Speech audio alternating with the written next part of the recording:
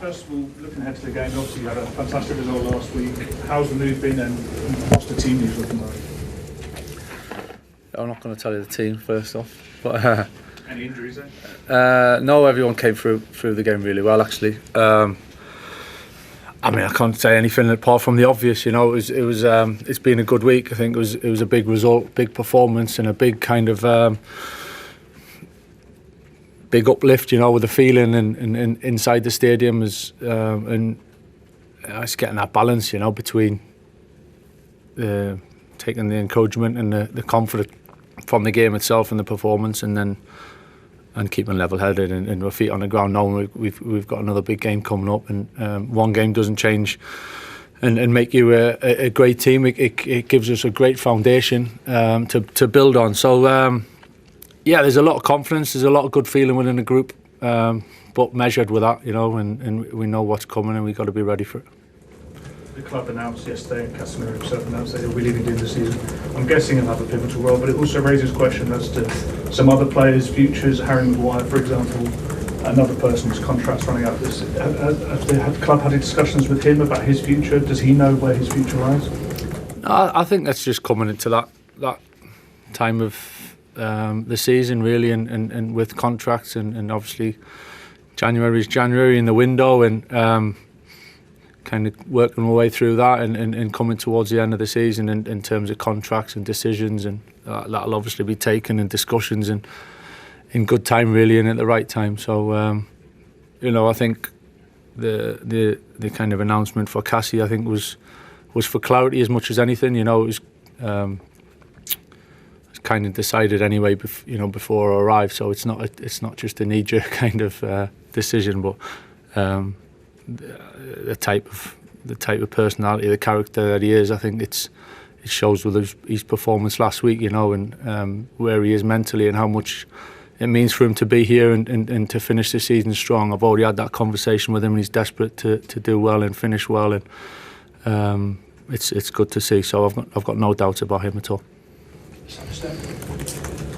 Michael, just on that, does that mean that you're going to be involved in these discussions? Because obviously it's a bit of a weird situation that at the moment you're only here until the end of the season, and then clearly the club's got to operate beyond that. I didn't know what kind of input you had into all of these decisions over contracts and targets and what happens with it. Yeah, well, you know, for the week or so that it's been so far, I think looking too far down the track hasn't happened just yet. I think it's been the initial thoughts of what's happening now. I think what the important thing for me is any decision I make on my staff mate or the club mate. It's not short term. You know, it's not just to get through till the end of the season. You know, I've got a responsibility to whatever happens next for it to be in a good place and moving forward to make the right decisions. So you know, as time goes on, I'm sure I'll be part of it and we'll work our way through it.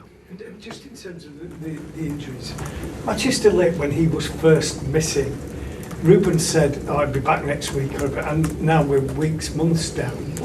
Is he anywhere near coming? Hopefully, yeah. He had a bit of a setback initially before I arrived, I think, and only small, but it's maybe not so much a setback. I think it just was a little bit slower than we'd hoped.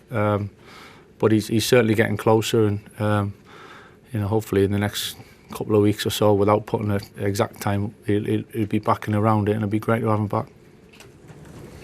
Michael, how are you feeling about Arsenal? Yeah, looking forward to the game. It's a big challenge, you know. They're a very good team. It's pretty obvious to say that they've got so many strong points to the game in the squad, and so it's a big challenge. You know, they're there where they are for a reason, in the Champions League where they are for a reason, and so we're fully aware of that. You know, not taking that lightly at all. It's we feel we're in a good place, and we're going there looking forward to the game. So it's where we want to be. You know, in that with that real positive and that energy and that enthusiasm, and to go there and be positive. But yeah, for sure we know that it's not going to come easy. Michael, you talk about you're making decisions for the long term, not just the short term. We saw Cobby mainly make his first league start in Manchester derby. Just wonder how important could he be in the long term future of this club, and what's it been like working with him so far? Yeah, I really enjoyed working with Cobby. I've known him since he was young. I think I started working him a little bit when he was 13, 14 years old, when I was kind of going through my badges myself. So it's listen, I've said it before. I think this club needs young players coming through and being the foundation for understand what it means, and not just for the players or the squad, but for the club and for the supporters, And I think it's something that we need to grasp and we need to keep building on. And Cobby's a prime example, to come through so quickly and have the rapid rise, and to play in some unbelievably big games and impact those big games at such a young age shows an awful lot of quality in the terms of the character, and to be able to handle it. And I think part of a career is a few ups and downs, and sometimes it goes in different trajectories. But I think we seen last week what Cobby can bring. It was great, He's quite straight-faced, and he doesn't give you an awful lot, but you could see the way he played and he expressed himself. He was enjoying himself, and to see him like that was great. Paul? Hi Michael. When you were playing against Arsenal as a player, you had lots of battles when the clubs were both going for the title. Obviously Arsenal have kind of pulled away the last 2 or 3 years to actually be up there challenging for the title. Can United look at Arsenal and some things that they've done as a sort of example of how to sort of get out of that rut and get up there and challenging again?